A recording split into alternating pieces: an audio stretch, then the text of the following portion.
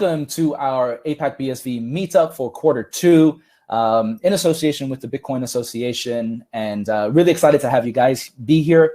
As mentioned from Adam, I am the managing director for Faiā, and I'm going to be talking about rebooting communities. Now, you might be used to BSV meetups talking mostly around the technical sides of things, but you know, Faiā, we actually are very much interested in helping to build up the people side with a lot of tech companies. And so I'll be talking about communities, but its relation to Bitcoin and the future of Bitcoin. So what I'm going to be talking about is, well, of course, what is a community when we're talking about communities, what Faiā is, why do communities matter today, what does community look like in Bitcoin, current issues, potential solutions, and the future of communities in Bitcoin. So first of all, what is a community? A community is a group of people living in the same place or having a particular characteristic in common. Pretty simple, right? But we tend to see communities as sort of the social glue, the glue for any sort of effort, movement, or initiative. And the reason for that is, if you look at sort of trust and how trust plays out in the world right now, those who have high levels of trust usually have a high sense of community, right? They kind of go hand in hand. And so when you have a strong community with a high sense of trust, you'll find that things get done a lot quicker, right? In the world of Bitcoin, we often talk about transactions, but it's a balancing act, because if you have a community with transactional relationships, it means that people actually might have low levels of trust. And of course, the money that's being exchanged between people is just a way of being able to exchange that trust with one another, right? And you might not necessarily need to get involved with them or create a community when you're exchanging goods or services. But for a business, if you are able to build a community around your own brand, it means that your ability to exchange not only the financial value, but also the relationships, you're just going to have a far easier time being able to sell goods and services. And there may be higher loyalty involved as well. So Faiā, again, just to reiterate what Adam was saying, we are a consultancy focused on building communities for high growth scale-ups. All right, high growth typically means 500K and above, right? And this is because it's to do with the fact that these type of companies have already validated an idea, right? And they may very well have paying customers.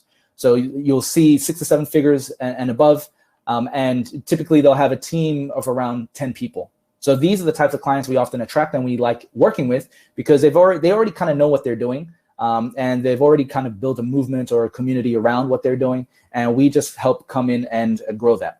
Because we're called Faiā, if you think of fire, all of the types of clients that we work with, they have the wood, solid wood, that we can use to help burn and grow them greater. So we were one of the first consultancies in Asia Pacific to offer Bitcoin SV integration services. And of course, we leverage the latest tools and technologies to build more productive communities. So it's not just about building communities for the sake of, but how do we make them productive? And that could include being profitable.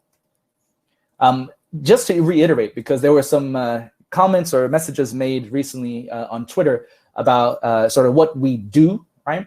And we just want to reiterate that our target market for clients is not actually BSVers, right? So what we're doing here with this event is more of just a show of support, because we love BSV and the ecosystem, but we are leveraging and supporting BSV for our clients who are solving real problems. That's our goal. So why do communities matter? This chart that you see on the right is actually a chart from the State of Community Management 2020. It's a report that was done by Rachel Happy, who is the co-founder of a company called Community Roundtable. So what she found over years of research, and this is in the field of community management. So some of you watching might not even know much about the field of community management. So it's an area that really has popped up after 2004, right? And it's very interesting to see, because we noticed that, once upon a time, we all knew what it meant to be part of a community in our civic neighborhoods, but now it's really entered the business ecosystem. Now, I've got some theories as to why that has become the case, but essentially, we are now having to teach businesses and people how to do community when it used to be something very natural, right? And we get paid for it. So with this, the research that was done with a whole bunch of enterprises, so these are billion-dollar companies who are also looking into communities for their brands. And Rachel Happy found that your investment in communities, actually rise per member up to around 3 years, the 3 to 4 year mark. And then after that, the community pays for itself. So this looks at sort of the long-term investment in communities and why they matter and how they can matter. Now, if you translated this into a Bitcoin world or in a MetaNet world with micropayments, the cost may actually be reduced. So this is what we find fascinating and what we wish to explore in this ecosystem and that overlap. So this was a message from Rachel Happy in the research as well. She was talking about, in this groundbreaking work that represents 5+ years of research, it shows the average value add by both the organization and community, and the individual into a community and the value gain that each get out. The kicker, both have to be willing to share the value. So from the company side to the member side, both do have to understand the shared value, why they are both needed. And now often you'll find that there's always this us versus them when it comes to those who are in power and those who feel disempowered, all right? This dichotomy keeps playing out time and time again, whether you're talking about politics or even within a business, right? The most harmonious situation is when you have a group of people where those who are sort of leading the organization and those who are members understand each other's inherent purpose, right? Because it usually becomes a power struggle within communities, right? And if trust has not been built or respected, right?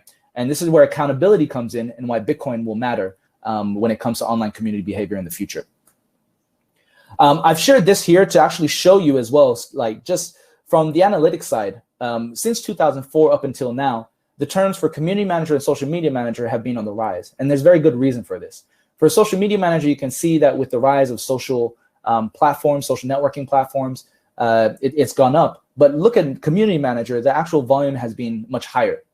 And this is because Facebook even realized that once they got to a certain point in building out their network, they try to use the word community, but you can't have a 1 billion person community. The sense of community is one that is really more dependent on close connections, right? Intimate relationships, deep relationships.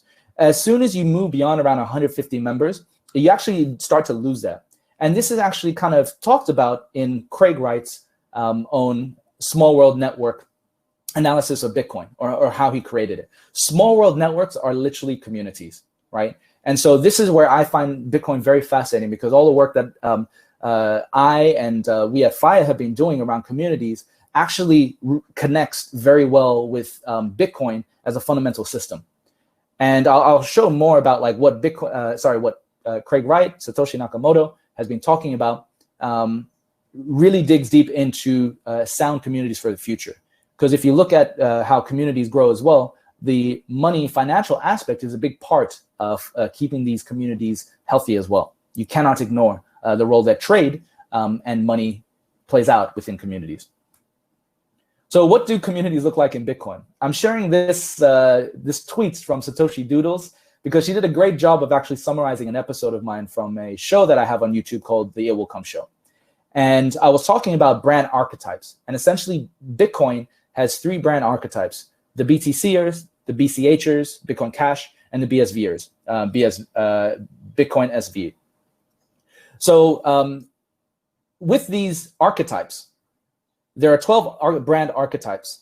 And essentially, BTCers, I've categorized them as the everyman archetype. All right, so they're trying to appeal to the everyday person who can Lambo, make money from doing nothing, etc. Bitcoin Cash on the right, outlaw, rebel. They're more about anti-government, anti-authority. And they are over here, rebel, leave a mark on the world. And then BSVers, the culture that has been sort of created now is the ruler over here, which is typically about control, but control is not a bad thing, right? It's actually about providing structure. So they help people to have more control and structure in their lives. But I would actually put probably BSV somewhere between the ruler and sage, so understanding and control. So these are essentially what the communities look like from a brand archetype standpoint. And if I'm looking from the lens of marketing and communities, right, this is how I would look at them. And this is how I would shape the messaging and communications to be able to appeal to the right people. Understanding this allows you to see our own biases. So current problems in the space is we often have this issue where the groups and communities become a bit too cultish. And nothing wrong with that. This all can also be the sign of a good, healthy community. But if it's not welcoming enough and it becomes a bit standoffish, that's where you run into problems. So even in the BSV ecosystem, it can get like that. And I've seen every sort of Bitcoin split, same thing happen. BTC, BCH, BSV, us versus them mentality can be detrimental in the long run. There's lack of strong dev tools and community currently, but I think that's growing. And I think if you look at the Ethereum ecosystem and community, they actually have very strong dev tools to support. There is a brewing litigious culture in the BSV side, which I'm not particularly a fan of, but it's a reality. And then also not respecting perception. So this is on the marketing side.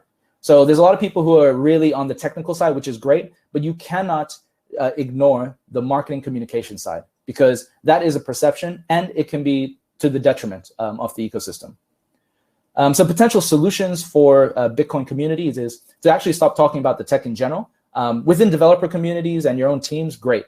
But I think to the outside world, and if we want to appeal to the masses, so that means getting outside of the BSV ecosystem and echo chamber, you're gonna have to start talking about actual use cases and how you're solving people's real problems.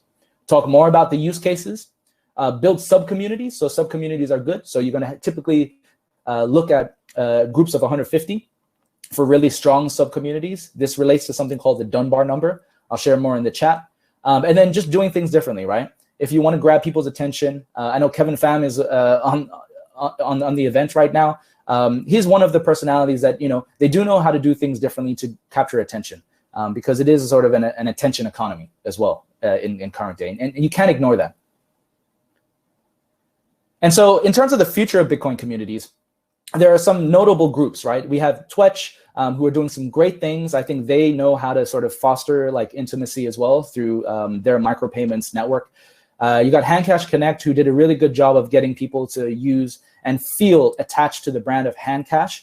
Connect is a service that will be coming out soon. And I think Handcash have a real good opportunity to actually leverage off of proper community building, but we shall see. And then the Cambrian SV guys, they've been doing this through offline events. And I think it's a really good first step. And I look forward to seeing more of what they have in store as well. And then finally, in terms of why I'm doing today's presentation, is to also share, here is actually a snapshot from a YouTube video from Craig Wright about Bitcoin layer networks. All right, so this is where I was talking about how Craig is talking about communities in the sense of mining communities and the Bitcoin layer network. And so I've been diving very deeply into the Bitcoin layer network and to understand more about how that will tie into some of the work that we're doing. And so we're pretty excited about that side. And then finally, so talking about the future of communities, I thought that we would actually share sort of our next venture. And this is something that's been brewing for years in the background, but the timing we felt is now right. So we are essentially soft launching through this event our next company called Ona. So Ona, if you go to that URL, www.ona.io right now, you'll see a landing page with some very simple text telling you a little bit more about what it's about. And you can, if you subscribe for updates, you'll get updated on what we're going to be doing. And essentially, it's a social accountability platform that leverages off of some work we've seen in another group that we've been running for the last 5 years called the Pack, which is all to do with productivity and accountability. And so what we're doing is leveraging our love for communities and productivity with BSV just essentially moving into the background as it should be. So our sort of internal mission or challenge is going to be actually going out to the world and talking about Ona and the mission and the vision without using Bitcoin once. Maybe for developers who are interested in the background, but we're not going to be talking about Bitcoin at all. So this, you should see stuff come out from us over the next quarter. So stay tuned. We'll have another announcement at around CoinGeek time in October. But with that, I got about 10 seconds. So thank you very much. If you want to connect with me on Twitter, you can find me at Siosism, or at Faiā for the business. Thanks so much, George. Great. Excellent. Thanks so much, George.